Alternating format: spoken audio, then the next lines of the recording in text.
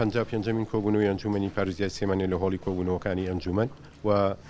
بەرنامەی کاری کۆبوونەوەکەی ئەمڕۆ تایبەتە بە ئەو زەویە کشت و کاڵانی کە وەزارەتی کشت و کاڵ لە زۆربەی ناوچەکان وەکو پێویست سوودی لێ نەبینەوە یاخود هەر بەکار نەهێنراوە لەلایەن وەزارەتی کشت و کاڵەوە. بۆیە ئەمڕۆ کۆبوونەوەکەمان هەم گفتوگۆی لەسەرەکەین و هەم بڕیار و سەرنج و پێشنیارەکانی خۆمان بەرزەکەینەوە بۆ وەزارەتی کشت و کاڵ بۆی ئەو زەویە کشت و کاڵیانە لەمەودووە بەڕێنماییەکی بۆ دەرکا وەزارەتی کشت و کاڵ وەبیدا بە دەرچوانی کۆلێژ و پەیمانگە و ئامادەیە کشت و کاڵیەکان کامانە خوێندنیان لەو سێکتەری کشت و کاڵە تەواو کردو بۆی ئەوان بتوانن بەک ئەم زەویانە بەکاربێنن و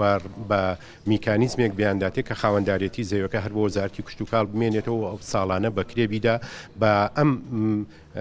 دەرچوانی کە ئاماژەمان پێدا بووی ئەو دەرچوانش بتوانن هەم بەکاری بێنن و هەم خۆیان سوودمەند بن وەکو هەلی کار